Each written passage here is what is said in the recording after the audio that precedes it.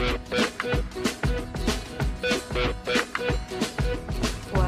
I met you, I didn't know what to do. I was tired, I was hungry, I fight. Now I'm away, I ride home every day, and I see you on the TV at night. Bonjour à tous, Vite Tendance, c'est l'émission qui rafraîchit les idées au programme de la mode, du design, de la gastronomie, des voyages, bref, 26 minutes entièrement dédiées au lifestyle. Un style unique, les plus grandes marques font appel à ses talents, il cumule les prix, ses créations sont exposées dans les plus grands showrooms du monde entier. Nous avons le bonheur aujourd'hui de recevoir le célèbre designer Jean-Marie Masseau. Ah bah justement, il arrive. Bonjour Jean-Marie, bienvenue. On se fait un bisou. Allez. Entrez, je vous en prie. Venez là. Déposez vos affaires ici. Je vous sers un petit truc à boire. Un petit verre d'eau. Un petit verre d'eau. De l'eau plate. De l'eau plate. Tenez, en attendant, je vous présente Sophia. Bonjour. Bonjour Sophia. Alors, Sophia. Comment allez-vous? Très très bien, merci. Et vous? Très bien, Vous merci. nous préparez un petit quelque chose? Oui, Je vois des jolies assiettes. Attention, je suis un glouton. C'est vrai, chérie. j'ai décidé de vous faire aujourd'hui une petite recette autour de la crevette grise. J'espère que vous aimez ça. Ah ben écoutez, oui. J'ai pas de... Je fais Y a pas d'allergie? je fais pas de ségrégation à la couleur. Non? Non, la crevette grise, c'est très bien. Bon, alors, Iodé. avant de retrouver Sophia, je crois qu'elle va vous faire bosser un petit peu aussi. On va passer au salon? Allez. Allez, en avant. Jean-Marie, asseyez-vous, levez la main droite. Et jurez-moi de dire toute la vérité, rien que la vérité. Je le jure. C'est parfait. Voilà. Alors Jean-Marie, votre travail a été récompensé de nombreuses fois, et pas moins de 3 fois cette année. Vous êtes un créateur concerné, je pense notamment à cette petite voiture, la Miwi, qui se doit d'être écologique, économique et qui apporte également un confort individuel. Alors comment il est né ce projet de voiture légère, écolo et économique? Alors, il est né de la démarche j'avais ça qui germait depuis quelques années en tête, hein, puisque enfin, on est toujours aux aguets sur différents sujets. Et puis Toyota, il y a 3 ans, est venu me chercher en me disant on apprécie votre démarche sur divers domaines. Ils étaient les sponsors d'un stade de foot que j'ai construit au Mexique. Guadalajara. À Guadalajara, une approche très, très alternative dans le monde de l'architecture. Je me suis dit, je me suis mis la pression, je me suis dit, je veux faire la voiture pour vous, pour moi, pour chacun, pour tous, urbains ou vivant au bord de mer, celles qui vont satisfaire mes besoins dans la ville quand j'ai des problèmes pour me garer, et pourtant la capacité d'un Volvo Break et avec plus de maintenance, plus rien. Et donc tout est dans cet esprit, c'est un peu l'esprit aussi d'une tradition française, héritée de la 2 chevaux, de la Méhari, de ce regard alternatif de moins et plus cool finalement. Et vous êtes inventeur finalement. C'est designer, mon fantasme. C'est vrai, quand c'est j'étais le fantasme. petit. Voilà. Mais vous êtes un peu inventeur. Quand j'étais gamin, astronaute, évidemment, tous les enfants veulent être pompiers, astronautes, mais pour moi, c'était inventeur. D'accord. Vous concevez à la fois, vous imaginez des stades, vous imaginez des voitures et vous vous intéressez aussi aux arts de la table puisque vous avez conçu une collection pour une grande compagnie aérienne française. Racontez-moi un petit peu. Là, une belle aventure également. Air France également vient me voir spontanément en me disant voilà. On connaît votre travail sur la légèreté, on connaît votre travail d'épure. Nous, on sait où on veut amener la compagnie, la refaire, redorer ce blason un peu de compagnie avant-gardiste, innovante, avec Raymond Louis à l'époque et autres. Et donc, on voudrait faire un travail avec vous sur la business et la first. Et donc, évidemment, je ne pouvais être que ravi. Comment est-ce que vous qualifiez votre travail, votre patte, votre signature, Jean-Marie? Alors, en 2000, je me rappelle quand j'ai commencé à faire mes premiers mobiliers, quand c'est sorti, la presse a qualifié ça de tiens, un nouvel acteur dans le domaine des influences contemporaines. Donc Jean-Marie Masseau, qui, comment c'était? Un minimaliste organique. Alors pour moi, tout mon travail, c'est la réduction, c'est l'allègement, c'est essayer de la quête d'essentiel, de la forme. La légèreté, la fluidité. Voilà, et puis la forme révèle le fond. Et donc, dans ma quête, j'essaye surtout pas de faire de style. Oui. C'est pour moi, l'image ou la formalisation n'est que la conséquence de la démarche. Alors j'étais un peu vexé, je me dis ah ouais, de toute façon c'est journaliste, Ils ont de rien toute façon compris. ils sont obligés de mettre des étiquettes. Et puis finalement avec le temps ça me va. Et alors chez vous, c'est comment? C'est minimaliste aussi? Alors C'est un lit, un bureau? Non. Non, du tout. Pas du Ah tout. bon. J'ai froid, moi, quand il n'y a rien comme ça. J'ai besoin d'espace vierge, mais bon, c'est les influences de chacun. Je ramène des petites choses de temps à autre, de voyage. Mon épouse participe à...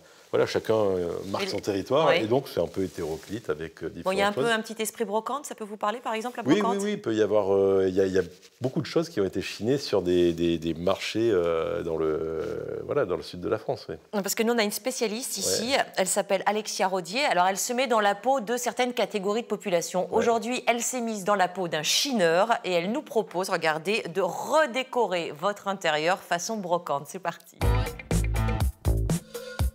Fouineurs, glaneurs, farfouilleurs, les chineurs sont toujours à la recherche de la nouvelle pièce qui va donner du caractère à leur intérieur. Alors aujourd'hui, je vais vous montrer les indispensables que tout chineur doit avoir à la maison. Et on débute notre shopping déco côté sentier où Kidimo est installé. Alors là, je vous amène chez le spécialiste des lettres vintage. Kidimo est une enseigne spécialisée dans la récup de vieilles enseignes justement. Elles sont transformées ou vendues au détail. De la plus petite lettre jusqu'à la plus grande, l'effet est garanti, quelle que soit votre déco. Un must.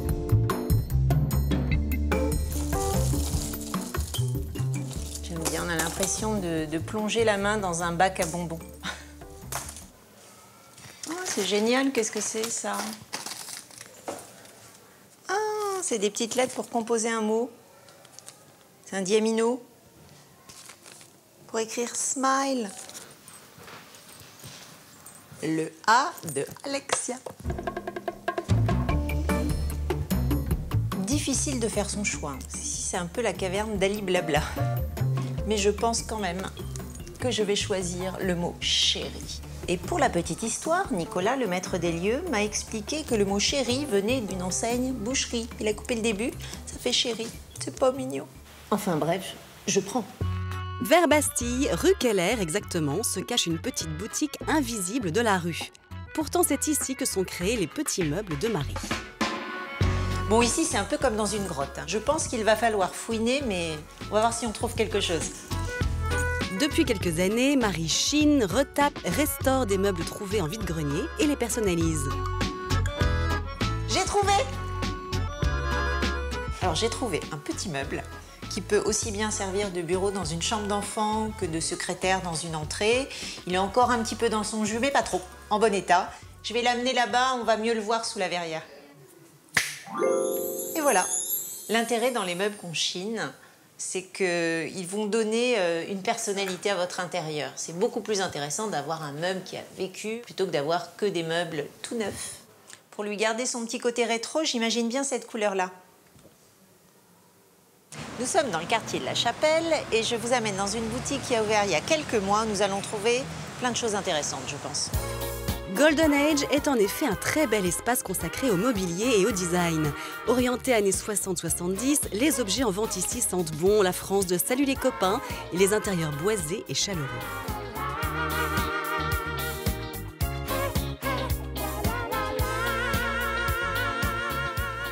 En ce moment, il y a un grand retour des meubles en rotin et ces meubles-là sont très recherchés par les chineurs.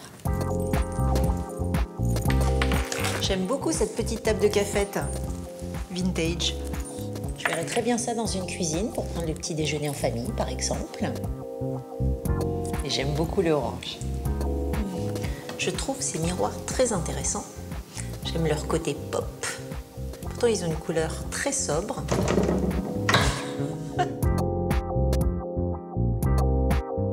J'ai repéré autre chose. J'aime beaucoup cette lampe. Tout d'abord parce qu'elle est orange.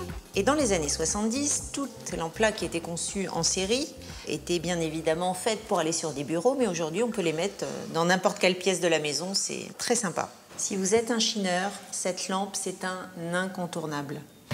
Alors si on résume, les indispensables du parfait chineur sont un lettrage vintage, une petite table rétro et une lampe de bureau. Voilà, je vous donne rendez-vous la semaine prochaine pour un nouveau shopping déco. Alors Jean-Marie, je vous ai présenté Sophia tout à l'heure, notre foodista. Chaque semaine, elle nous fait des super recettes. Hein. Alors, aujourd'hui, je voulais faire un petit hommage à la Belgique, et plus particulièrement à Ostende, puisque c'est là-bas que sont pêchées ces crevettes via des chevaux de trait. Donc là, je les ai décortiqués pour avancer sur cette recette, et j'ai préparé tous les petits ingrédients dont nous avons besoin. Est-ce que je peux vous demander de travailler un petit peu et de m'aider? Allez, c'est avec plaisir. Alors, le principe, c'est que j'ai réalisé donc des gaufres, qui sont aussi une spécialité belge, avec un tout petit peu de basilic à l'intérieur. Et on va faire un petit dressage, vous allez voir, sympa. On va commencer par assaisonner les petites crevettes.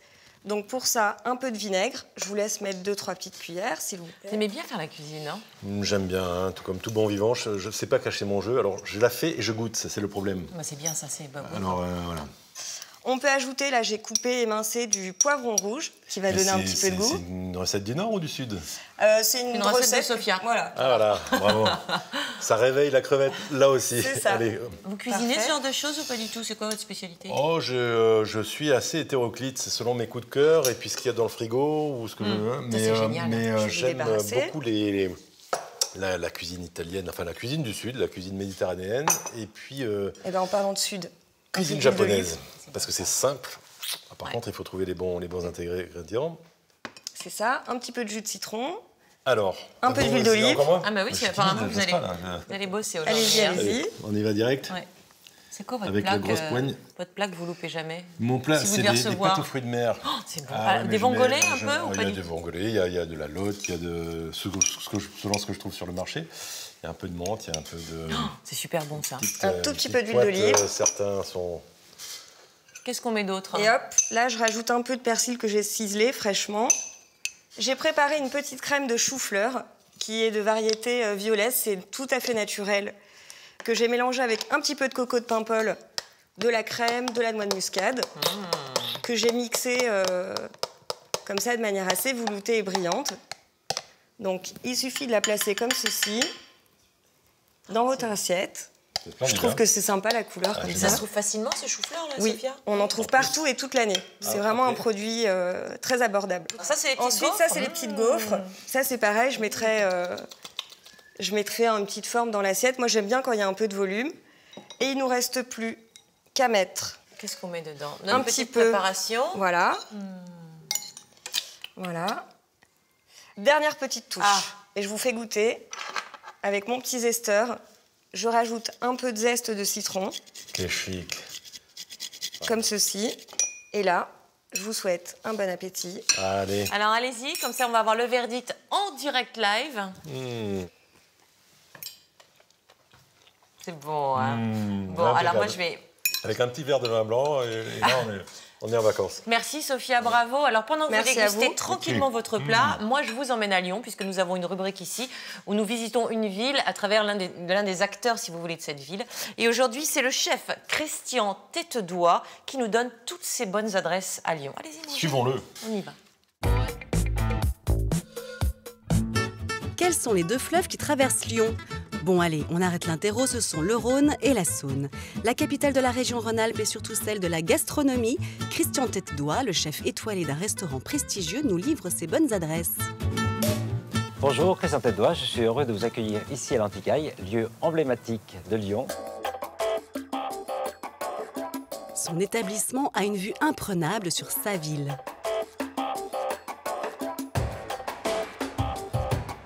Je suis arrivé à Lyon en 79, donc il y a quand même un bon moment. Je venais du pays nantais et je suis tombé amoureux de cette ville et des Lyonnais et de la cuisine lyonnaise, parce qu'elle a une âme, cette cuisine. Comment vous définiriez l'âme de cette cuisine lyonnaise, chef? La cuisine lyonnaise est une cuisine intelligente qui a été créée par des femmes qui n'avaient pas beaucoup de moyens et donc ont utilisé des produits simples et on en fait une cuisine très gourmande. Alors ici, nous sommes sur la terrasse de l'Anticaille. On voit la Saône, la place Bellecour. Et grâce à la trouée de la Charité, on aperçoit le Rhône. Au fond, le quartier de la Part-Dieu, avec les nouvelles tours qui se construisent. La cathédrale Saint-Jean. Vous avez l'Opéra de Lyon, le grand dôme qu'on voit là-bas. En 2 minutes, on fait la visite de la ville de Lyon. Accompagnons maintenant le chef dans le Saint des Saints, sa cuisine.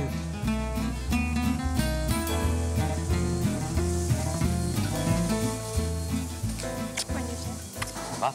Vous avez ce qu'il faut là pour le martet de veau, s'il te plaît? Les cuisines d'un grand restaurant, c'est un peu comme les coulisses d'un théâtre. C'est là que se prépare le spectacle d'essence.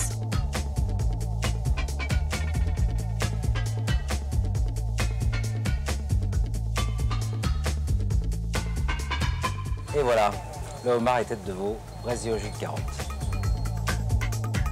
Direction le bar du Carlton, un lieu cosy où l'atmosphère est propice à une pause méritée. Christian le barman est un vrai passionné.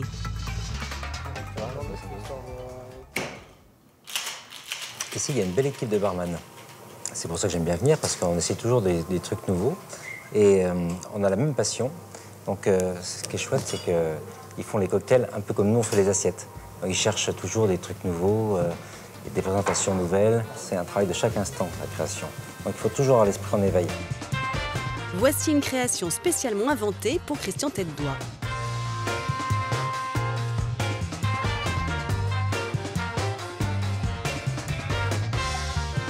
Comble du raffinement, le verre est servi dans un nuage de parfums de rose. Quand un chef étoilé rencontre un barman surdoué, de quoi peuvent-ils bien se parler? Eh bien, de saveurs et de parfums, évidemment. Ça, c'est marrant. J'aurais pas osé mettre la rose avec le sureau, et ça fonctionne vraiment bien. Oui, mais en fait, c'est juste... Le dosage est super fin. Très léger en rose pour pouvoir apporter juste ce côté très envoûtant de la rose. Oui, parce que c'est un parfum qui est tellement envoûtant. C'est super bon. La journée s'achève. Christian Tête-Doigt nous emmène sur les pentes de la Croix-Rousse, un quartier populaire de Lyon. C'est ici que le botaniste Jean-Emmanuel Guilibert a créé un jardin au XVIIIe siècle. C'est là que les mères cuisinières venaient pour chercher les petites herbes aromatiques que ce botaniste avait plantées. En toute discrétion, la nuit, elles venaient chipper des branches pour pouvoir aromatiser leur cuisine. Encore aujourd'hui, elles m'inspirent et donc, quelque part, quand j'ai besoin de réfléchir, je suis un peu plus proche d'elles. J'espère que cette visite de Lyon vous a plu et qu'elle vous a donné envie d'y venir. Je vous dis à bientôt.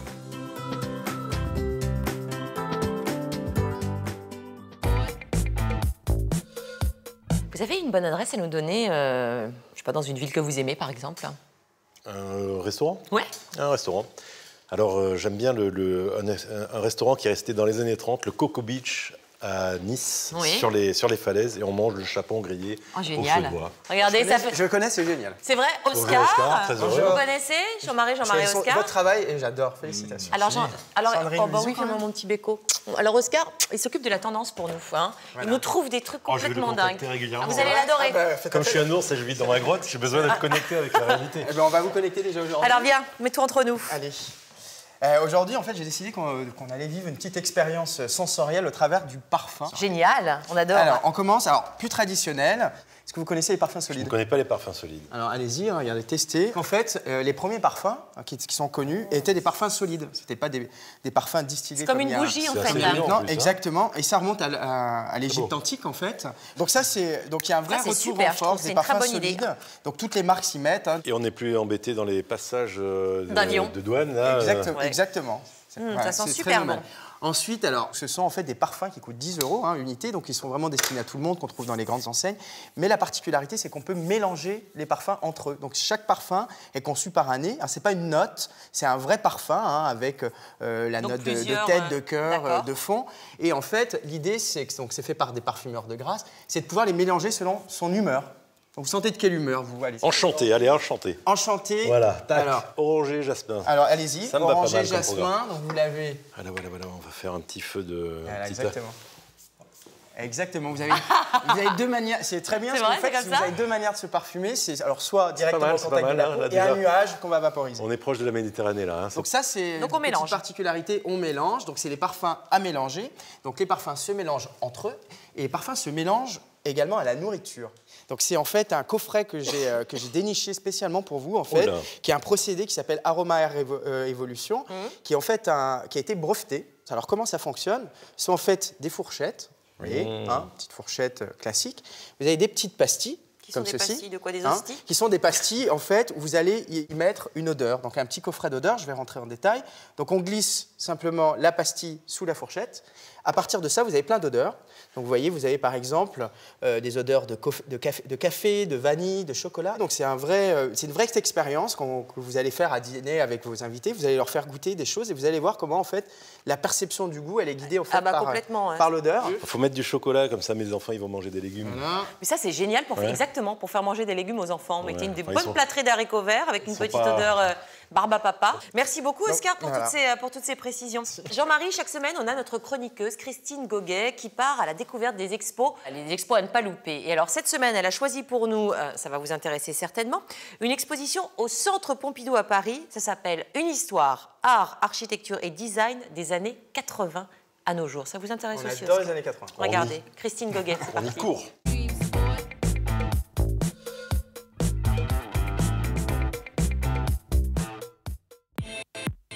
Bonjour, aujourd'hui je vous invite à découvrir une histoire, art, architecture et design des années 80 à nos jours. C'est un panorama exceptionnel de l'art contemporain. C'est au centre Georges Pompidou. C'est mon coup de cœur de la semaine et c'est parti pour la visite. C'est l'occasion de revenir sur l'art de ces 30 dernières années avec une expo qui réunit plus de 400 œuvres. Focus sur quelques-unes d'entre elles. Alors mon coup de cœur, c'est cette œuvre majeure de Basquiat, Slave Auction. Spontanée, colorée, révoltée. C'est du Basquiat et c'est génial. Et pour plus de précision, rendez-vous avec Christine Massel, conservatrice en chef du Centre Pompidou. Qu'est-ce que vous avez voulu exprimer dans cette exposition ? En fait, je voulais montrer au public ce qui s'est passé dans les 30-40 dernières années de l'histoire de l'art contemporain, de la création contemporaine, montrer quelles sont les préoccupations des artistes, les formes qu'ils ont inventées, comment ils reflètent aussi l'histoire du monde, l'histoire récente. Et les artistes sont beaucoup préoccupés de l'histoire en train de se faire, de l'actualité politique, sociale. Voilà, c'est une manière de se remettre un peu à la page de ce qui s'est passé dans l'art et dans le monde ces dernières années. On commence avec Outgrow de Thomas Hirschhorn, un tableau sculpture constitué de mappe-monde et de photos de presse, images de guerre et destruction. On a l'impression que la Terre est bâillonnée. Elle est comme victime d'une excroissance de bulbons, en fait. Ça fait penser à la peste de Camus, à tout un tas de références sur une sorte de maladie qui rongerait la planète. Mais l'art contemporain, c'est aussi des thèmes parfois plus légers, comme cette étonnante réalisation du Danois Olafur Eliasson, intitulée Cold Winds Fair. Cette œuvre est très belle. Qu'est-ce qu'elle reflète ? Elle reflète de la lumière, en fait, surtout les murs du musée. Et là, il y a une sorte de mélange, en fait, entre une forme qui est inspirée de la structure de l'ADN, une sorte de spirale qui est incluse dans une autre, et en même temps, cette allusion au mouvement du vent.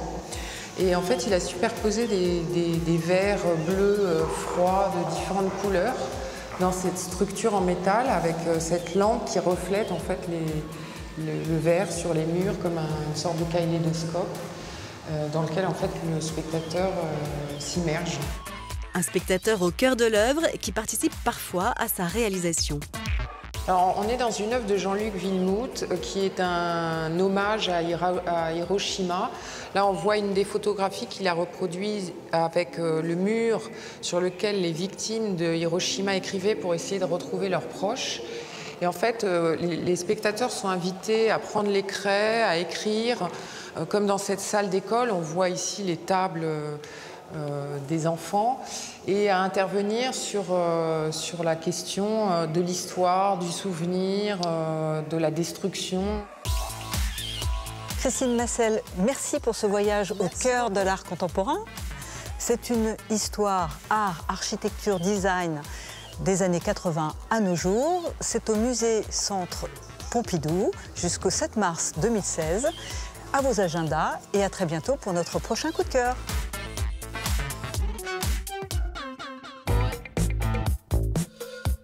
Alors merci Jean-Marie d'avoir été mon invité aujourd'hui. Merci à vous. Je rappelle qu'on pourra bientôt découvrir votre nouvelle collection Art de la table pour les avions d'une grande compagnie française, pour la business, pour la First. C'est quand? C'est au mois de décembre? Mois de décembre, oui. C'est déployé sur toute la flotte. D'autres projets à venir, j'imagine? Bien entendu, oui. Des choses confidentielles? En principe, avant d'être lancé, c'est souvent confidentiel, Donc effectivement. vous ne pouvez pas en parler maintenant, c'est ce que je veux dire. Non, et on aura le temps de se revoir peut-être. D'accord. Alors sur ces bonnes paroles, on va se quitter, enfin presque, pas tout à fait. C'est vrai qu'Avis de Tendance, eh bien, c'est chaque semaine un invité, mais tout de suite, c'est mon agenda art de vivre, histoire de ne rien louper de l'actualité de la semaine. Je vous embrasse. Regardez, enfin, au revoir la caméra. Bye bye.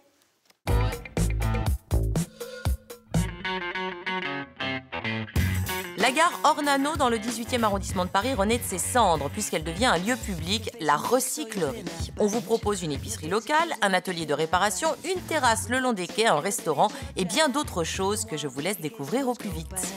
Si vous avez raté l'exposition Tiki Pop au musée du Quai Branly, eh bien pas de panique. Publié chez Taschen et en lien avec l'expo, le livre du même nom retrace l'évolution de cet art, de la découverte des îles du Pacifique à la fin du XVIIIe siècle, au roman d'aventure de Melville en passant par les tableaux de Gauguin, un livre plein de découvertes et de recherches à lire de suite.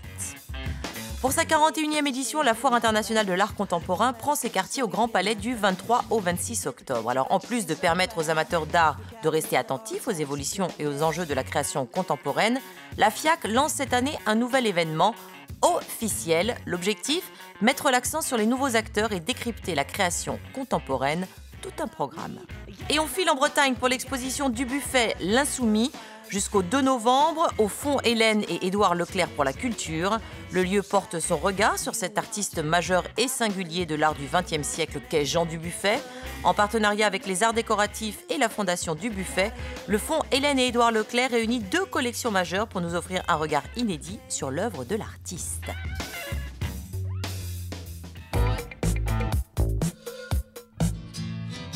Everybody's gotta live, and everybody's gonna die.